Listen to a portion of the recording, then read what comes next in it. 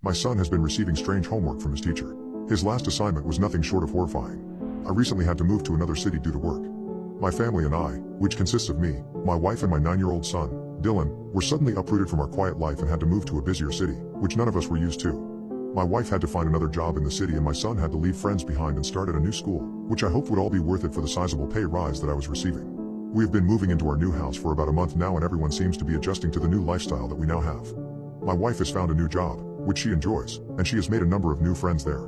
My son has also settled in well to the new school. He is in the 3rd grade and, due to being in a busier city, is in a larger class than he is used to. I don't think he minds though. He has already made a few friends that have helped him adjust to the new school. His teacher, Mrs. Wagner, was a younger woman, around 30, who Dylan seemed to really like. He would always come home and tell me and my wife all about the fun he had at school and the fun lessons that Mrs. Wagner would teach. I had only met her once, when I dropped Dylan off at school on the first day, and as far as I could tell, she was a very nice lady. Every night, Dylan would come home with different homework that he would have to complete before school the next day.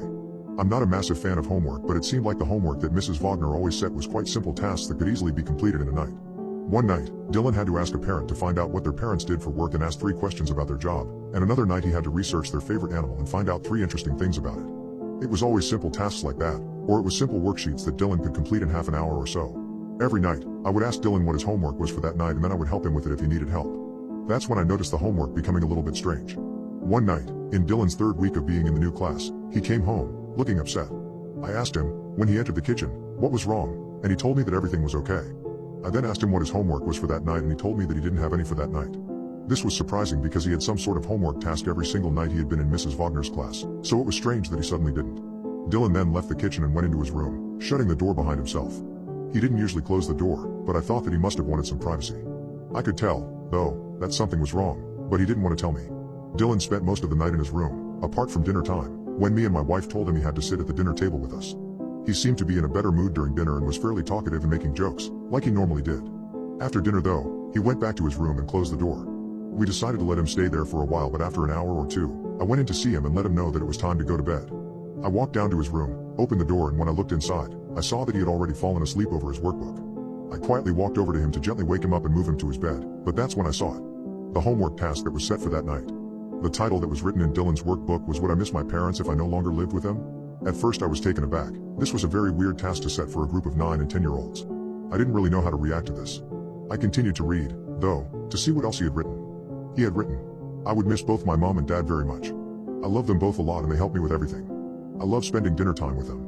But I would probably love someone else as much as them if I had to, like you were saying today, Mrs. Wagner." When I read the final sentence, I felt chills down my spine. I would probably love someone else as much as them if I had to. The word struck me like a brick to the face. What had Mrs. Wagner been telling my son? What was the purpose of telling him these things? I decided, probably stupidly, not to tell my wife about what I had found. She would worry, and she probably had a right to worry, but I didn't want to concern her. I decided that I would instead confront Mrs. Wagner tomorrow and ask her about this strange homework task. The next day, I took Dylan to school like I normally do, except this time I got out and walked up to the classroom with him. I saw Mrs. Wagner, alone in the classroom, as I entered the room, and she greeted me with a smile. "Hey, how are you?" she said as I entered the classroom. "How is Dylan settling in?" I answered that he was settling in well, but I did have 1 or 2 concerns. She asked what they were and so I explained. "I was just curious about the homework you set yesterday. The one about how much they would miss their parents. I am just concerned because it is a very strange and confronting thing to ask a group of 3rd graders. I also noticed that Dylan wrote that he might have to love someone else if he had to, like you told him.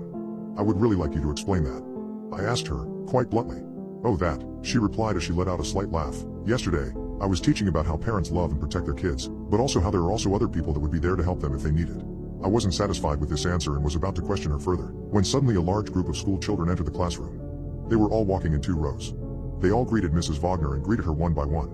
They seemed very well behaved, almost too well behaved. I then saw Dylan take a seat next to one of the students, who was staring to the front of the classroom with their arms crossed.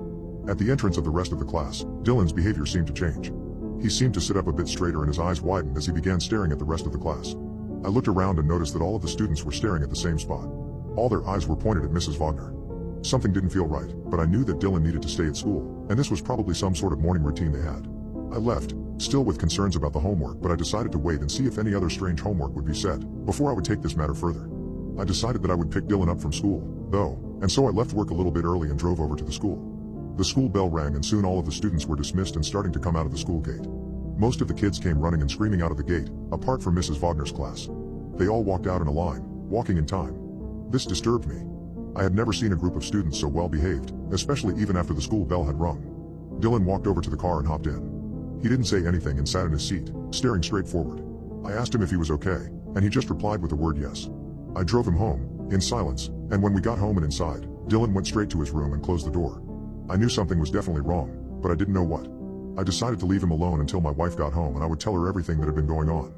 She got home about half an hour later and I sat her down and explained everything that had been going on. She sat and listened and started to look more and more worried with every word I said. Maybe I should go and talk to him, he might like that, she said once I had finished explaining everything. I agreed and so she went into his room and I waited out in the lounge room for them to finish talking to each other. 15 minutes later, Dylan walked out of his room and into the lounge room. He was holding a small workbook and he said, "Can you help me with my homework, Dad?" "Of course, come and show me what you need help with," I replied. He held out the notebook and I took it out of his hands and read the homework task for tonight. Written on the top line of the page was one task. Research the best way to inject your parents with anesthetic. I barely finished reading the sentence when I felt a sharp pain in my neck, and I looked down and saw the needle sticking out of the side of my neck. Dylan was holding the other end of the needle, a blank stare on his face. Everything started to go black and the last thing I remember seeing is Dylan staring down at me, as I lay on the floor. I don't know how long I was out, but I was awoken by my wife screaming and crying. I woke up, startled, as she continued to scream. "He's gone. Dylan's gone," she kept screaming. I looked up at her and the first thing I saw was the small pin prick that was on the side of her neck. She had been injected too. I didn't know what to do, but I knew I had to find my son. I tried my best to get up, but I think the drug hadn't properly worn off yet because I still couldn't move properly. I could move my arms, so I managed to get my phone out of my pocket and dial the police. I explained to them what had happened, and they said that they would send officers out and would begin looking for Dylan. I then noticed that it was already 9 in the morning and so I decided to ring the school and see if Dylan had gone there. I dialed and a lady answered the phone. I asked if she had seen Dylan from Mrs. Wagner's class. "No, I am very sorry, but we haven't seen him today. In fact, we haven't seen anyone from Mrs. Wagner's class today, they are all absent."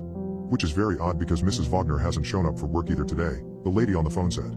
I hung up and sat in silence for a moment. My wife had heard what the lady said, so she also just sat there in total silence. That was all 3 weeks ago and Dylan is still missing, along with Mrs. Wagner and the rest of his classmates. All the parents of the kids in Dylan's class have the same story. They were injected with something by their own children and when they woke up, their child was gone.